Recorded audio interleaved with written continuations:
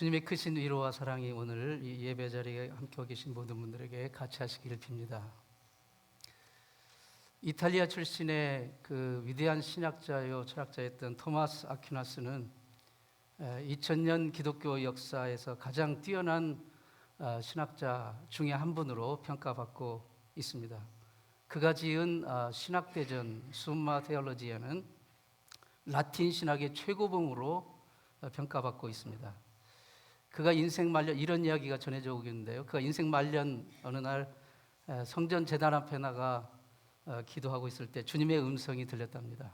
주님께서 야, 네가 나에 대해서 참 좋은 책들을 많이 썼구나. 너는 나에게 어떤 보답을 원하느냐?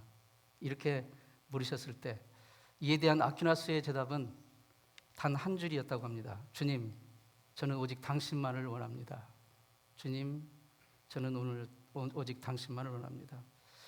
그 어떤 철학자나 신학자보다도 인간과 하나님에 대해 정말 깊은 통찰력을 갖고 있었던 아퀴나스의 대답은 지극히 간단했지만 사실 그리스도인으로서 이보다 더 소중한 답변은 없을 것입니다. 천하를 그 손에 움켜 쥐었을지라도 그 삶에 하나님이 계시지 않는다면 실은 그는 아무것도 가진 것이 없는 것입니다. 사람이 주먹으로 많이 움켜쥐고 있어도 이 세상 눈을 감을 때는 단 하나도 가져갈 수 없기 때문입니다. 우리가 영원토록 우리가 가질 수 있는 것은 하나님밖에 없습니다. 사람이 주먹으로 아무리 움켜쥐어도, 아무리 이를 악물러도, 아무리 이 세상에서 어떠한 성취나 업적을 이룬다 할지라도 우리가 눈 감을 때, 우리가 이 세상 떠날 때 단 하나도, 단 한 줄도 가져갈 수 없기 때문입니다. 우리의 답변이 주님 오직 당신만을 이 되지 않는 한 우리는 물거품을 쫓는 인생에 지나지 않는 것입니다. 물거품은 허상일 뿐 실체가 아닙니다. 허상은 결코 나와 영원히 함께 있을 수 없습니다. 인생은 반복의 연속입니다. 매일 아침 피곤한 눈을 비며 잠자리에서 일어나 세수를 하고 아침 먹고 출근을 하거나 혹은 등교를 해서 똑같은 일을 반복하고 저녁에 퇴근해서 혹은 학교에서 집에 돌아와 저녁 먹고 잠자리 듭니다. 이것을 계속 우리는 반복합니다. 인생은 반복의 연속입니다. 여기에 예외인 인생은 없습니다. 그러나 거기에도 차이는 있어요. 반복은 반복이되 무엇을 위한 반복이고 무엇을 향한 반복이냐에 따라서 인생의 방향과 모습이 달라질 수 있기 때문입니다. 약 33년 전에 한국 이 극지 탐험대가 처음으로 북극을 정복을 했어요. 물론 세계에서 처음은 아니고 세계에서 18번째로 이제 북극을 처음으로 정복을 했습니다. 물론 그 자체로도 대단한 위협이죠. 대단한 그 업적입니다. 그때 당시 한국 탐험대를 이끌었던 최종렬 탐험대장은 나중에 자신이 그 북극점을 정복하던 그 순간의 감회를 이렇게 피력을 했습니다. 1991년 5월 7일 새벽 1시 정각, 내가 북극점에 서는 순간 허무감 그리고 허탈감 뿐이었다.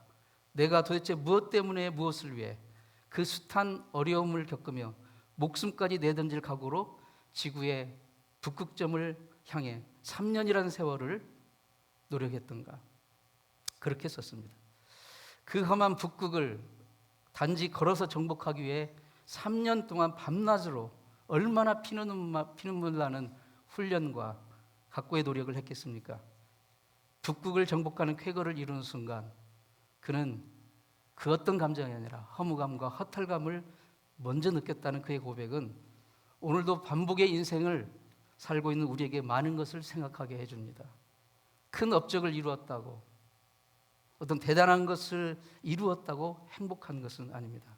오히려 남보다 더 큰 성취를 할수록 그로 인해 더 큰 허무감에 빠질 수도 있는 것이 우리 인생임을 알아야 됩니다. 무엇을 위한 반복이고 무엇을 향한 반복인지를 우리가 모르는 채 그냥 남들이 다 하니까 나도 똑같이 죽을똥살똥 모르고 노력하면서 살아가는 것, 그 끝은 이처럼 허무한 것으로 끝날 수가 있습니다. 인간은 모두 다 각자의 인생의 무대가 있습니다.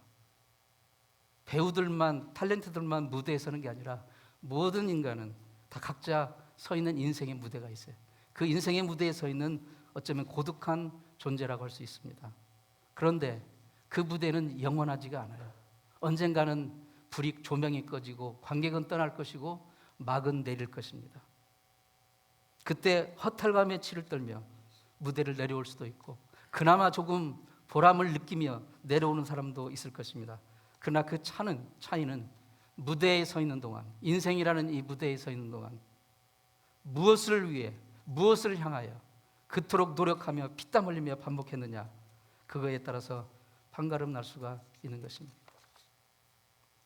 오늘 읽으신 본문은 시기적으로 예수님께서 이 땅에 3년 정도의 그 공생의 기간을 사역을 하셨는데 그 마지막 기간입니다.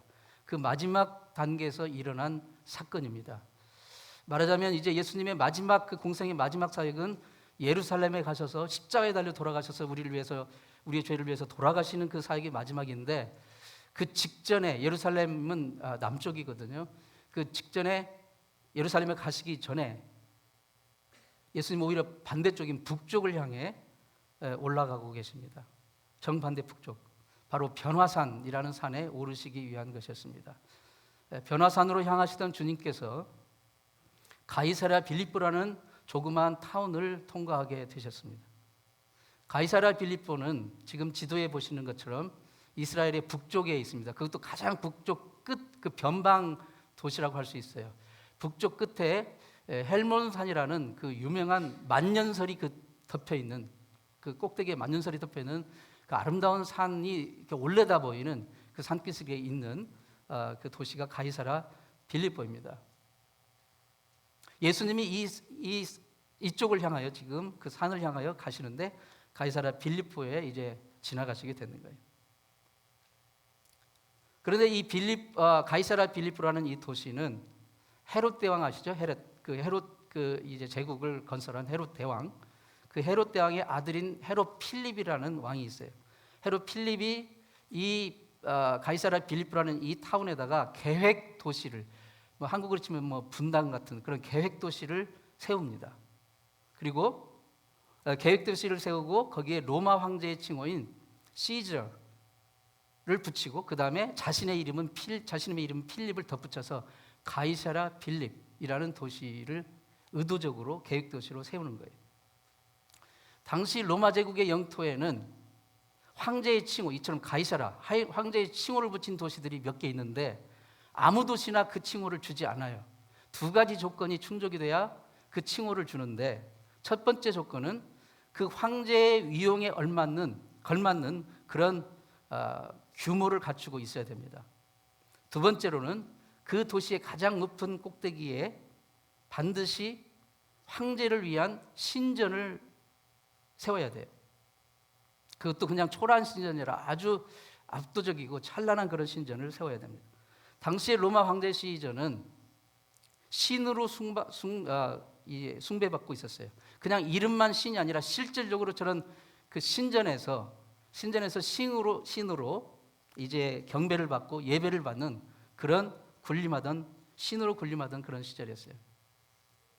그러므로 분봉왕 헤롯 필립이 건설한 이 도시에 로마 황제의 칭호가 붙여졌다는 것은 이 두 가지 조건이 갖춰졌다는 것을 뜻해요.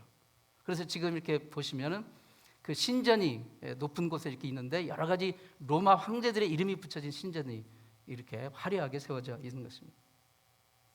말하자면 이 가이사랴 빌립보는 황제의 그 신전이 인간을 압도하는 황제의 도시라고 할 수가 있습니다. 그 황제의 도시에 지금 예수님과 그 제자들, 예수님의 일행이 나타나신 거예요. 그러니까 황제의 도시에 거기에 사는 사람들 또한 아주 그 화려하고 이제 그 도시에 걸맞는 그런 시티즌을 가지고 있었습니다. 그 황제의 도시 사는 사람들에 비해서 갈릴리 시골 출신 예수님의 일행의 행적은 어떤 유행이나 어떤 세련된 것과는 거리가 먼, 그야말로 정말 행색이 남루한 거의 거지 차림에 그 방불한 그런 모습이었을 것이에요. 말하자면 깡촌 시골 사람이 남루한 촌뜨기 옷을 입고 강남 청담동에 나타난 거예요. 아마 예수님이 걸치신 그 옷보다도 저 황제의 신전에서 문지기로 있는 사람의 옷이 더 화려하고 더 비쌌을 것입니다. 그 초라한 모습의 주님께서 지금 제자들에게 세상 사람들이 나를 뭐라고 하느냐라고 물으시는 거예요. 예. 청담동에 나타난 거지 일행이 야, 사람들이 나를 뭐라고 할까? 뭐라고 하긴 뭐라고 해. 거지 거렁뱅이라고 하지. 그렇게 말할 수 있는 상황이라는 거예요. 그런데 그때 예수님이 제자들에게 사람들이 나를 뭐라고 하느냐 이렇게 물으시는 거예요. 이 질문은 황량한 벌판에서 던져진 질문이 아닙니다.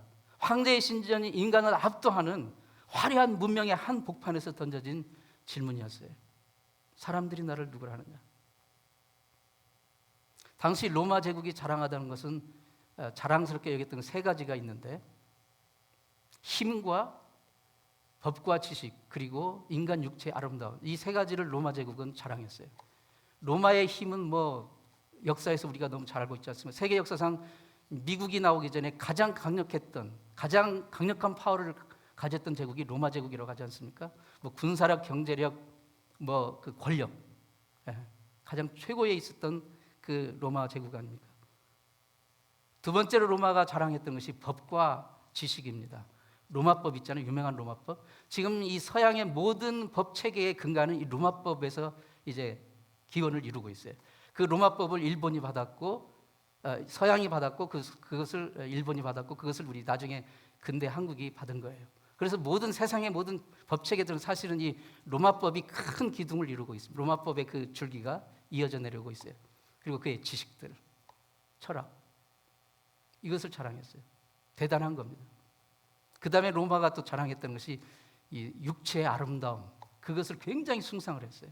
그래서 로마 그 유적지를 보면 전부 이런저런 그 이 조각상들이 있는데 아름다운 여인, 아름다운 막 근육질 조각 미남들의 그 나체상들, 그런 것들이 흉상 뭐 이런 것들이 항상 어디서나 발견이 되는, 그것을 숭상했던 거예요. 이 세 가지를 아주 자랑했던 거예요. 그러니까 이 세 가지는 당시의 모든 것을 압도하는 것이죠. 그 앞에 감히 나설 수 있는 사람이 없는 거예요. 그게 바로 황제의 도시의 위용입니다. 그게 바로 황제의 세력의 위용이에요. 바로 그 문명의 한 복판에서 예수님이 지금 자기를 누구냐고 지금 물으시는 거예요. 제자들에게. 사람들이 누구라 하느냐. 당시 세상 사람들이, 그래도 알만한 사람들은 예수님에 대해서 세례 요한이 다시 나타나셨다, 또는 엘리야가 다시 나타나셨다, 또는 에레미야나 선지자 중에 한 사람으로 예수님을 보는 사람들도 있어요. 거지라고 말하지 않은 것만 해도 다행이지만, 그러나 그것은 엄밀히 말해서 얼핏 보면 칭찬 같지만, 예수님에 대한 칭찬의 말 같지만, 지금 그 질문을 던지신 이 배경이 로마 그 제국의 막강한 힘과 권력과 그 화려함이 위세를 펼치던 그 문명의 한복판에서 던져진 질문이라는 것을 감안하면 그렇지가 않은 거예요. 왜냐하면 그 열거했던 뭐 예레미야, 엘리야, 이 세례 요한, 이러한 선지자들이라 할지라도 사람이잖아요. 신은 아니잖아요. 하나님은 아니시잖아요. 즉 경배의 대상인 신은 아니라는 거예요. 그러자 이번에 예수님이 제자들에게 물으셨습니다. 그러면 너희는 나를 누구라 하느냐? Who do you say I am? 그러면 너희는 나를 누구라 하느냐? 그때 베드로가 주저없이 대답합니다. 주는 그리스도시요 살아계신 하나님의 아들이십니다. 베드로의 이 고백은 그냥 조용한 방 속에서 드려진 고백이 아니에요. 산 속에서 드려진 것이 아니라 황제의 신전, 황제의 위력이 막강하게 인간을 압도하는 그 도시의 한복판에서, 문명의 한복판에서 드려진 고백이라는 점에서 매우 중요한 메시지를 가지고 있는 거예요. 베드로는 주님을 향해 당신은 그리스도이십니다. 그리스도라는 말은 하나님의 기름 부음 받은 자, 메시아, 구원자라는 뜻입니다. 다시 말하면 지금 이렇게 화려한 로마의 권력, 그 힘, 파워, 그리고 그의 신전, 그 시저를 신으로 숭상하는 이 로마 황제가 신이 아니라 당신이 하나님이라는 겁니다. 당신이 구원자라는, 예수님이 구원자라는 말이에요. 권력과 돈의 힘으로 인간을 제압하고 법과 지식으로 인간을 제압하고 육체의 아름다움을 숭상케 하는 그런 로마 황제를 할지라도 그건 사람이지 구원자가 아니라는 거예요. 오히려 비록 겉의 행색은 거짓처럼 남루한 행색일 망정 나사렛 예수 그리스도 당신만이 인간을 구원하는 구원자요 그리스도시요 하나님이시라는 뜻입니다. 베드로는 또 주님을 향하여 살아계신 하나님의 아들입니다 라고 고백을 합니다. 하나님의 아들 무슨 뜻입니까? 개가 새끼를 낳으면 귀여운 강아지가 나오죠. 그러나 아무리 귀여워도 개는 개입니다. 그렇죠? 개가 영국 버킹엄 궁에서 태어난다면 사람이 될까요? 여전히 개예요. 개가 새끼를 낳으면 개예요. 사람의 자식은 사람입니다. 어떤 상황에서? 아프리카 빈민촌 슬럼가에 태어나도 자식은 사람이에요. 영국 버킹엄 궁에서 왕자로 태어나도 사람이 신이 되는 게 아니에요. 사람은 사람입니다.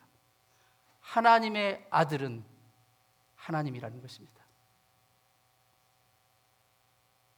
하나님의 아들은 언제 어디서나 그분이 하나님이시라는 거예요. 그분이 우리의 경배의 대상 하나님. 이게 베드로가 고백한 하나님의 아들이십니다 라는 고백입니다. 그렇다면 이제 이 고백의 의미를 우리는 정리할 수 있어요.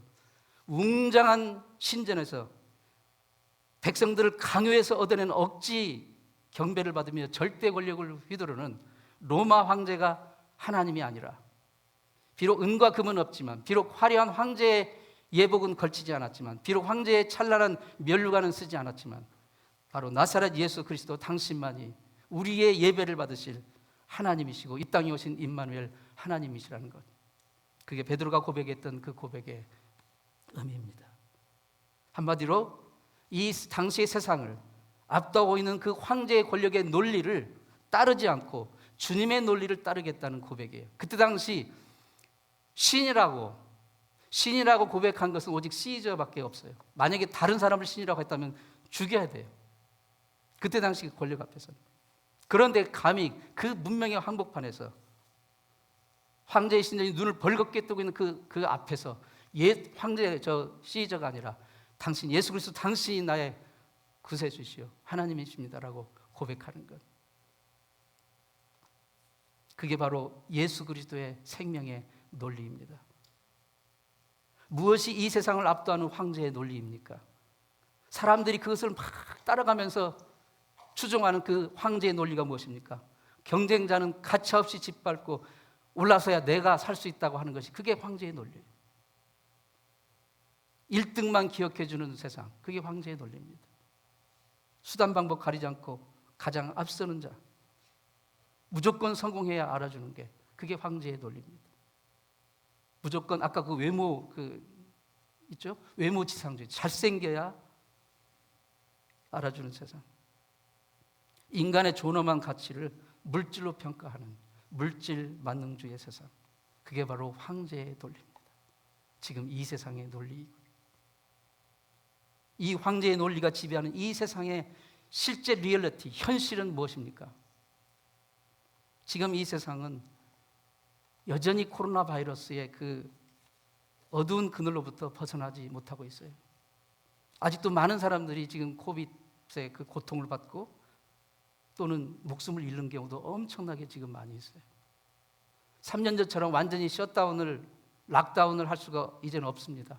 그냥 우리가 각자 이기고 나가야 돼요. 견디지 못하면 죽을 수도 있는 거예요. 왜 이런 현상이 중단되지 않고 계속되고 있습니까? 황제의 논리가 지배하는 이 세상에 왜 이런 현상이 일어나고 있습니까?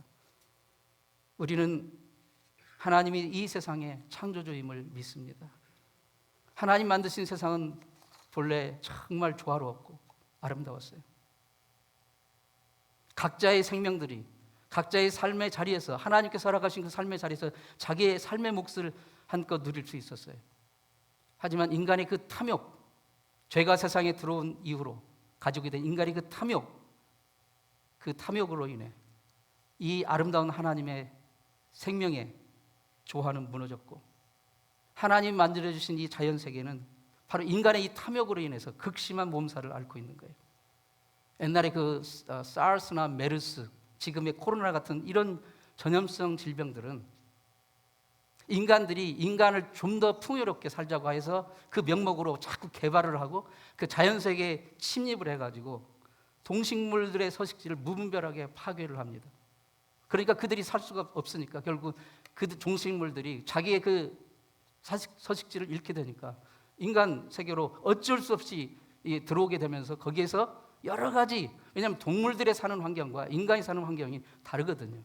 근데 그게 이제 깨지면서 결국은 거기에서 엄청난 바이러스가 터지게 되는 거고, 그 바이러스는 변종의 변종을 거듭하면서 사람들은 예전에 경험해 보지 못한 그 바이러스성 질병, 이건 계속될 것이고 없어지지 아니할 것입니다. 어떤 것으로도 해결될 수가 없어요. 왜냐하면 이미 이 본물이 터져버렸기 때문에 이 고통을 당하고 있어요. 황제의 논리가 지배하고 있는 이 세상의 현실의 모습입니다. 죄, 인간의 탐욕, 풍요롭고 편리한 삶을 살고자 하는 욕망을 우리가 뭐라고 할 수 없어요. 하지만 그게 그 탐욕이 도를 치마치면 안 돼요. 넘지 말아야 할 선을 넘으니까 이러한 재앙들이 계속해서 일어나는 것입니다. 세상에 이 경제 황제의 논리에 끼어들어가지고 그 경쟁의 틈바구니에 끼어 숨가쁘게 정말 죽을 둥 살 둥 모르고 달려보지만 진정한 그 행복은 싱그루처럼 저 멀리 떨어져 있어요. 알 수 없는 불안이 스멀스멀 우리의 삶을 장악합니다. 이유 없이 화를 내는 사람들이 많아요. 이건 나이를 불문합니다. 속에 불이 들어있어요. 사람들 속에 분노가 있어요. 분노 조절 장애를 겪는 분들이 많습니다.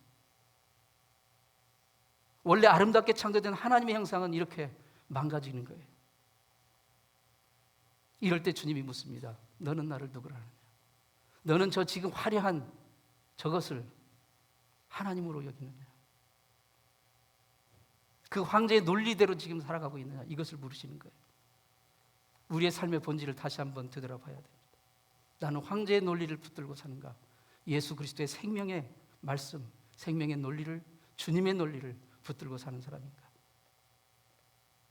베드로의 이 고백은 그 황제의 논리대로 살지 않고 오직 길이요 진리와 생명이신 예수 그리스도 생명의 논리, 그 영원한 천국의 논리를 따르며 살겠다는 결단의 고백인 것입니다.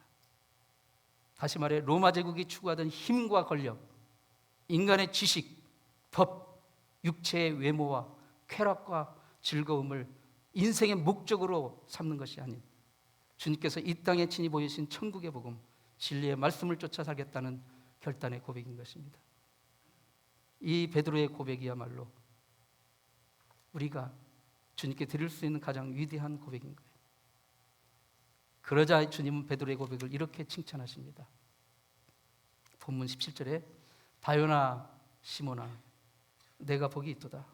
이를 내게 알게 한 이는 혈육이 아니요 하늘에 계신 내 아버지시니라. 바요나라는 뜻은 요한의 아들이라는 뜻입니다. 요한의 아들 시몬아. 어떻게 베드로가 이런 위대한 고백을 할 수 있습니까? 그 황제의 신전이 압도하는 그 문명의 한복판에서 그 죽을지도 모르는 그런 말을 어떻게 할 수 있습니까? 하나님께서, 위에 계신 하나님께서 성령으로 그에게 감동해 주셨기 때문입니다. 하나님의 은총을 입었기 때문입니다. 그러면서 주님은 베드로에게 세 가지를 약속해 주십니다. 18절, 19절입니다. 또 내가 내게 이르노니 너는 베드로라. 내가 이 반석 위에 내 교회를 세우리니 음부의 권세가 이기지 못하리라. 내가 천국 열쇠를 내게 주리니 내가 땅에서 무엇이든지 매면 하늘에서도 매일 것이요 내가 땅에서 무엇이든지 풀면 하늘에서도 풀리리라. 첫 번째 약속, 반석과 같은 베드로의 신앙 고백 위에 주님의 교회를 세우시겠다는, 주님이 그리스도시요 당신이 그리스도시요 살아계신 하나님의 아들이라는 이 고백 위에 주님의 교회를 세우시겠다는 것입니다. 이 말씀을 통해 우리는 교회의 본질을 알게 됩니다. 이 세상의 모든 교회는 주님의 교회입니다. 교회의 주인은, 교회의 머리는 그리스도이십니다. 교회라는 것은 제도나 이런 건물이 아닙니다. 교회는 바로 베드로가 고백했던 그 고백, 예수님을 구주로, 예수님을 하나님의 아들로, 예수님을 그리스도로 고백하는 그 사람들이 모인 믿음의 공동체, 그게 교회입니다. 그래서 만약 교회가 세상 사람들로부터 썩었다, 교회가 썩었다라는 얘기를 많이 듣잖아요. 그 손가락질을 받고 있다면 교회 건물이 낡았다는 것이 아니죠. 교회의 어떤 프로그램이 형편없다는 그런 뜻이 아니에요. 교회의 몸을 이루는, 주님의 몸 된 교회 지체들이, 우리가 바로 주님의 생명의 논리를 붙들지 않고 여전히 황제의 논리를 추종하고 있다는 그런 뜻입니다. 두 번째로 주님은 교회를 음부의 권세, 즉 사단의 권세가 결코 이기지 못할 것을 약속하셨습니다. 지당하신 말씀입니다. 이 구절의 그 원문, 그 헬라 원문을 보면 음부의 문이 게이트 오브 하데스, 음부의 문이 주님의 교회 앞에서 무너진다. 이 구절을 우리가 얼핏 잘못 좀 이렇게 피상적으로 생각하면 막 세상의 그 음부의 권세가, 마귀의 권세가 교회를 막 공격해 우리는 그냥 수세 이렇게 수비하느라고 어쩔 수 없이 이렇게 버티고 있다는 그런 뜻이 아니라 정반대입니다. 여기에서 보면 오히려 교회가 복음의 능력을 가지고 오히려 세상의 음부의 문을 향해서 쳐 들어가는 것이에요. 그러면 음부의 문이 버티다 결국 당하지 못한 것이라는 것, 그 뜻을 말하는 거예요. 그 권세를 황제의 권력이 아니라 그 복음의 놀라운 생명의 그 권세를 교회에게 주셨다는 거예요. 이 위대한 복음의 능력을 선포하며 나아간다면 이 세상 황제의 논리가 지배하는 이 세상, 음부의 권세가 지배하는 이 세상이 결코 당해내지 못할 것이라. 이 메시지입니다. 교회에게 그런 놀라운 권세를, 능력을 주었습니다. 이것을 사용하지 못한다면 그야말로 교회가 썩었다는 얘기를 들을 수밖에 없는 거죠. 세 번째로, 교회가 땅에서 무엇이든지 메고 푸는 대로 하늘에서도 그렇게 될 것이라는 약속을 하십니다. 주님을 진정한 주인으로, 하나님으로 모시고 주님의 논리, 생명의 논리를 따라서 사는 사람들에게 하늘로부터 놀라운 응답의 역사가 있을 것임을 말씀하십니다. 만사가 그냥 에브리띵 오케이, 만사가 내 뜻대로 된다는 말이 아니고 하나님의 뜻이 우리 삶 가운데 이루어진다는 뜻입니다. 주님의 논리, 주님의 생명의 논리를 받들어 사는 믿음의 공동체의 삶을 통해, 복음 선포를 통해 하늘에서 이루어진 그 하나님의 뜻이 이 땅에서도 이루어질 것이라는 것을 말씀하시는 것입니다. 오늘날 교회가 정말 세상을 생명으로 변화시키는 그 생명력을 잃고 있다는 반성의 소리가 많이 들리잖아요. 그것은 교회 시스템이나 교회 건물, 외형의 크기, 그것을 말하는 게 아닙니다. 교회에 속한 우리 지체들이, 하나님의 백성들이, 황제의 논리가 아니라 천국의 논리를 가지고 살아야 할 우리 하나님의 백성들이 황제의 논리를 부러운 듯 쫓아가면서 같이 휩쓸려 따라가고 있기 때문입니다. 황제의 논리는 이 세상에 눈에 보이는 모든 물질의 허무한 것이 그 결말이 말해주시지 결국 한 줌의 허무한 결말로 끝날 것입니다. 현대인들이 정말 주로 겪는 그 고통 중에 가장 큰 것은 극심한 외로움이에요. 외로움. 여러분 보세요. 물어보면 다 외롭다고 해요. 외롭다고. 세상은 과학적으로, 기술적으로, 문화적으로, 문명적으로 엄청나게 빠른 속도로 발전하고 있는데 비해서 오히려 사람들은 더 외로워져요. 사람과 사람은 더 멀어지고요, 더 분리되어 가요. 개인주의가 아주 극도로 깊어져 갑니다. 사람 사이에 그 정말 멀어진 그 빈 공간이 무엇이 채우고 있습니까?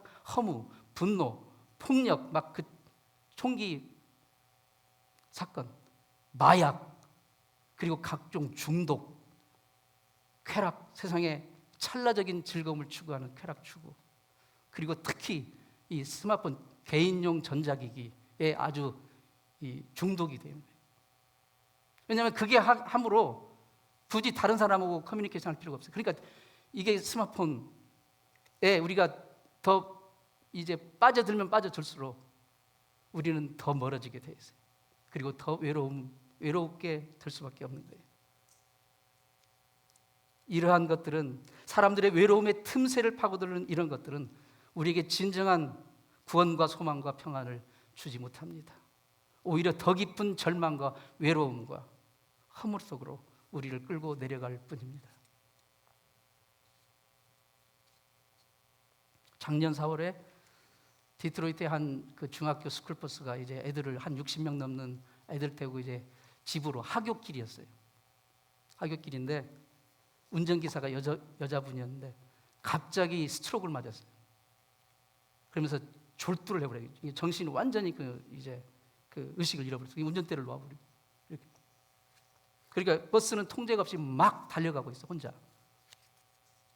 그런데 그 버스에 타고 있던 7학년짜리 딜런이라는 남학생 소년이 급히 운전석으로 뛰어가가지고 어떻게 해가지고 버스를 정지를 시켰어요. 그러니까 60명이 넘는 운전사와 60명이 넘는 학생들의 생명을 구한 거예요. 그래가지고 막 전국 뉴스에 나고 막 영웅으로 막 상장 받고 대단했습니다, 작년에.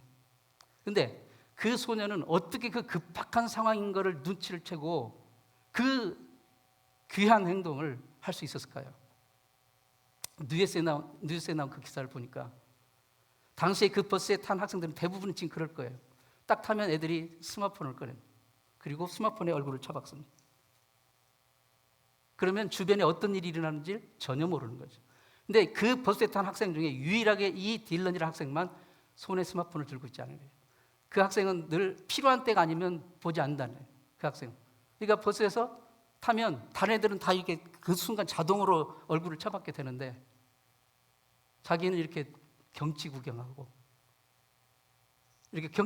사람 보고 앞에 그날은 이 정면 운전석 유리창을 보고 있었어요. 그런데 딱 다른 애들 다 이러고 뭐 하고 있는데 자기는 이렇게 보고 있는데 갑자기 운전사가 픽 옆으로 이상하다 하는데 갑자기 버스가 막 달려가고 있어요. 그래서 그냥 달려가가지고 이제 어떻게 해가지고 운전대를 잡고 브레이크를 밟아서 정지를 시키고 911을 이제 부르라고 애들한테 소리를 쳤어요. 여러분, 스마트폰은 우리에게 정말 유익한 정보와 편리함과 즐거움을 주는 정말 지금 현대에서 없어서는 안 될 도구인 것은 분명해요. 하지만 스마트폰이 우리의 구세주가 아니라는 것을 잊지 말아야 됩니다. 황제의 논리, 그 황제의 화려함이 있어도요, 거기서 주는 편리함과 즐거움과 정말 그 유익함이 있어요. 그러나 그게 우리의 구세주가 아니라는 걸 알아야 돼요. 거기에 빠져드는 한, 현대인들이 계속해서 이 스마트폰에 얼굴을 파묻고 사는 한, 그 끝은 어딜까? 저는 그 사건을 보면서 생각을 해봤어요. 결코 행복한 것이 아니라 저는 생각이 됩니다. 그 스마트폰 중독에서 현대인들이 빠져나오지 않는다면 계속해서 더 사람과 사람은 멀어질 것이고 더 외로워질 것이고 더 허무와 절망에 빠져들 것이고 그 끝은 불행한 게, 만약에 이 딜런이라는 학생도 스마트폰을 보고 있었다면 어떻게 됐을까요? 처참한 상황이 벌어졌지 않았겠습니까? 스마트폰 그 학생 하나가 안 보고 있어가지고 생명을 구하는 역사가 일어났던 것은 굉장히 좀 극단적인 예지만 굉장히 귀한 메시지를 주고 있어요. 학교에서 이제 뉴욕 타임즈 기사를 최근에 보니까 선생님들이 가장 고민이 애들이 수업 시간에 스마트폰 꺼내가지고 보고 있으니까 집중도 하지 못하고 수업이 제대로 전달이 되지 않는 거예요. 그걸 어떻게 막으려고 그래서 이제 많은 학부들이 이제 아예 그냥 학교 등교할 때 딱 스마트폰을 이제 다른 데 두고 수업 시간에 열면 안 되도록, 그래서 걸리면 막 징계를 가도록 그렇게 정하는 학부들이 늘어나고 있어요.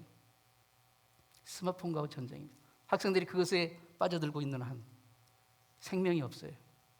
즐거움은 없고, 하지만 진정한 인간의 교류도 없고 더 고독과 외로움과 찰나적인 즐거움에 빠져들어갈 수 있어요. 이게 바로 황제의 논리로 사는 삶의 허무함입니다. 성도는 비록 이 땅에 발을 딛고 살고 있지만 주님이 주신 영원한 생명의 논리를 가지고 천국의 길을 가는 순례자라는 것을 잊지 말아야 합니다. 황제의 논리가 지배하던 문명의 한복판 가이사랴 빌립보에서 주님은 제자들에게 물으셨듯이 여전히 우리에게도 묻고 계십니다. 바로 황제의 논리보다 더 막강한 지금 세상의 이 논리가 지배하고 있는 이 땅에서 우리에게 물으십니다. 너는 나를 누구라 하느냐? 네가 그렇게 애중지하는 바로 그것들이, 심지어 너의 자식들이 우상이 되어서 너의 직업이, 너의 성취가, 너의 명예가 우상이 되어서 그게 신이냐? 그게 너를 구원할 수 있느냐? 너는 나를 누구라 하느냐? 그리고 토마스 아퀴나스에게 물었듯이 너는 나에게서 무엇을 원하느냐? 주님 한 분만. 저는 주님 한 분이면 됩니다. 이 중요한 두 질문 앞에서 여러분 어떻게 대답하시겠습니까? 기도하시겠습니다.